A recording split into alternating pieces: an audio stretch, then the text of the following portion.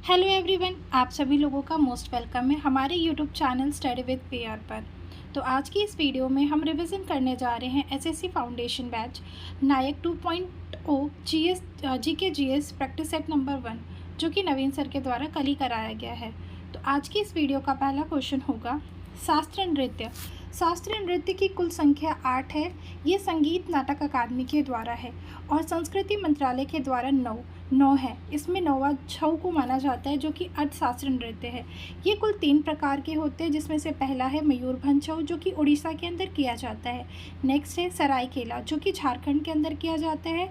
और नेक्स्ट है पुरुलिया, जो कि पश्चिम बंगाल के अंदर किया जाता है। अब हम शास्त्रीय नृत्य जो कि 8 है वो संगीत नाटक अकादमी के द्वारा है, जिसमें से पहला है कथकली, जो कि केरल का है। नेक्स्ट है इससे संबंधित कुछ तथ्य हैं, जैसे यह नृत्य महाभारत, रामायण और महाकाव्य की कहानियों से प्रेरित है। इसमें नायक को पाचा कहा जाता है, खलनायक को काथी कहा जाता है। मुद्राएं इसमें 24 प्रकार की होती हैं और श्रृंगार इसमें 5 प्रकार का होता है। इसकी भाषा होती है मणिप्रवलम, जो कि मलयालम प्लस संस्कृत से मिलकर बनती है। नेक्स्ट है मोहिनी अट्टम। मोहिनी अट्टम भी केरल का शास्त्रीय नृत्य है।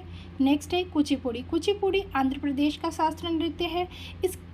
इसका जो उद्गम माना जाता है वो कृष्णा जिले के कुचेलापुरम गांव से माना जाता है। नेक्स्ट है हमारा सतरिया, जो कि 8वां शास्त्रीय नृत्य है, जिसको 2000 में शामिल किया गया था, सन 2000 में शामिल किया गया था। और इसके संस्थापक है श्रीमंत शंकर देव और यह 500 वर्ष पुराना शास्त्रीय नृत्य है। नेक्स्ट है हमारा यहाँ पे ओडिसी।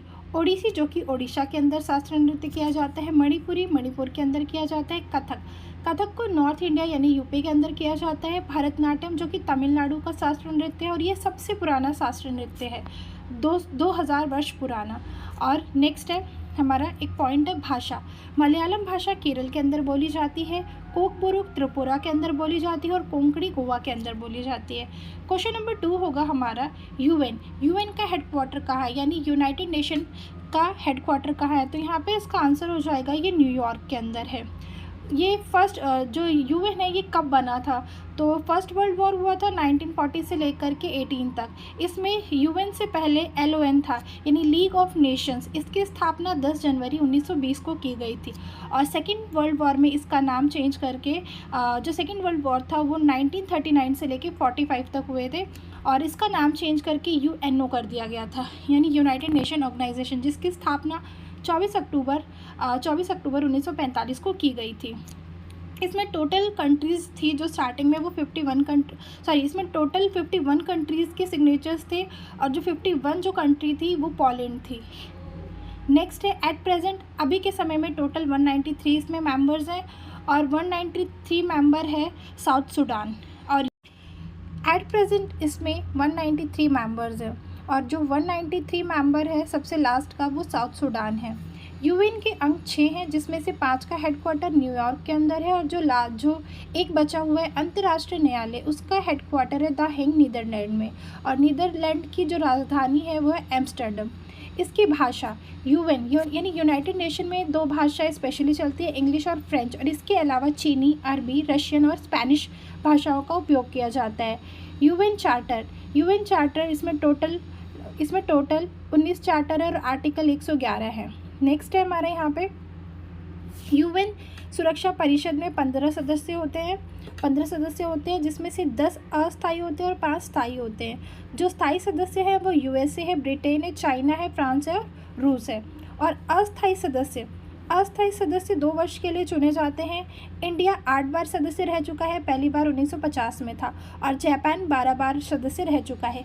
1 वर्ष में 5 देशों को ही चुना जाता है। नेक्स्ट है क्वेश्चन नंबर 3 है नोबेल प्राइज़ की स्थापना 1900 में की गई थी और पहली बार ये 1901 में दिए गए थे, और यह अल्फ्रेड नोबेल की याद में इसको दिया जाता है। अल्फ्रेड नोबेल का जन्म 1833 के अंदर हुआ था और मृत्यु 1896 के अंदर हुई थी, और यह स्वीडन देश से संबंधित है। इन्होंने आविष्कार किया था डायनामाइट का।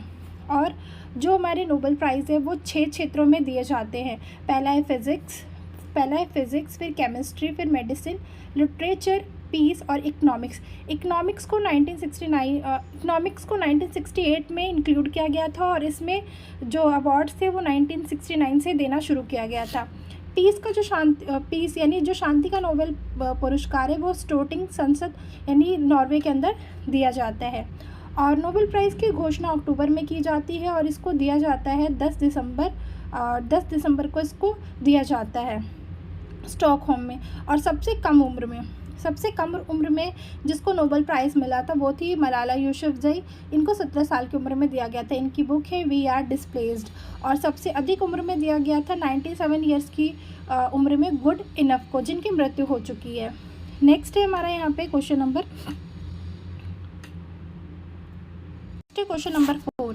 भारत में हवाई परिवहन शुरू किया गया था 1911 में और हवाई डाक सेवा शुरू की गई थी। इसमें प्रयागराज से नैनी के लिए शुरू की गई थी।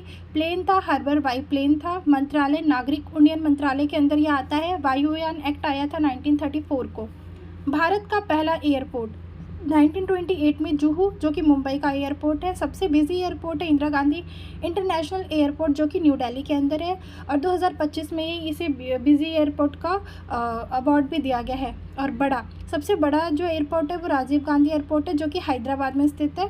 और सोवा एयरपोर्ट है वो है पाक्यांग, जो कि सिक्किम के अंदर है। और सौर ऊर्जा से संचालित पहला भी और विश्व का भी पहला ये कोचीन एयरपोर्ट है। पीपी मॉडल पर बना हुआ है। टाटा एयरलाइंस 1932 में इसकी शुरुआत की गई थी। टाटा एयरलाइंस की शुरुआत 1932 में की गई थी। नेक्स्ट है क्वेश्चन नंबर 5। 2011 की जनगणना के अनुसार 10 की वृद्धि 17.64% थी। सबसे ज़्यादा 10 की वृद्धि 24.80, जो कि 1961 से 71 के बीच में थी। और कम 1911 से 1921 के बीच में थी, -0.31%। नेक्स्ट है इंडिया की 2011 की जनगणना। घनत्व था 382 और लिंगानुपात था 943 और बाल लिंगानुपात था 919। नेक्स्ट है यहाँ पे साक्षरता थी 74.04% और मेल की जो साक्षरता थी वो 82.10% और फीमेल की जो साक्षरता थी 65.46%। नेक्स्ट है 2011 की जनगणना आयुक्त कौन थे? तो ये सी चंद्रमौली थे। 2011 जनगणना डेटा रिपोर्ट 31 मार्च 2011 को पेश की गई थी। सबसे ज़्यादा जनसंख्या यूपी की है और कम सिक्किम की है। नेक्स्ट है क्वेश्चन नंबर 6। फॉलो ऑन का अर्थ होता है, और फॉलो ऑन किस में यूज़ किया जाता है? तो ये क्रिकेट से संबंधित है। 200 रनों का अंतर होता है इसके मध्य में।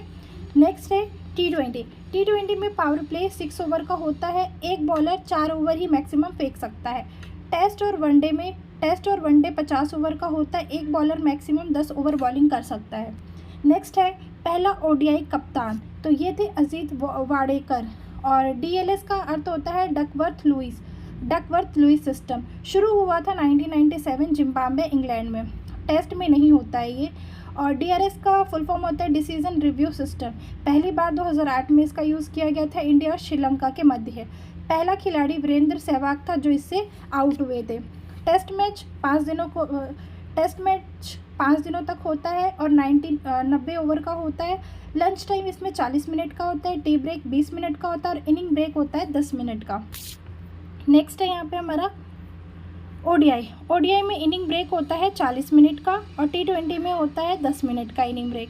क्वेश्चन नंबर 7 है बुक रेत की समाधि जिसको नोबेल प्राइज़ मिला था और ये गीतांजलि श्री हैं, जिसको 2022 का बुकर इंटरनेशनल प्राइज़ दिया गया था। रेत की समाधि, और इसका इंग्लिश ट्रांसलेशन किया था डेजी रारूवेल ने। नेक्स्ट है इनकी कुछ और भी बुक्स है गीतांजलि श्री की, टिरोइड्स, द एम्प्टी स्पेस। और नेक्स्ट है हमारा बुकर जो इंटरनेशनल प्राइजेस की स्थापना 2005 को की गई थी और बुकर अवार्ड की स्थापना 1969 को की गई थी। नेक्स्ट है हमारी झुम्पा लिहाड़ी की कुछ बुक्स है, वेयर इज अबाउट और interprets of melodies, the lowland और द नेमशेक। ये झुम्पा लिहाड़ी की बुक है। नेक्स्ट है क्वेश्चन नंबर 8।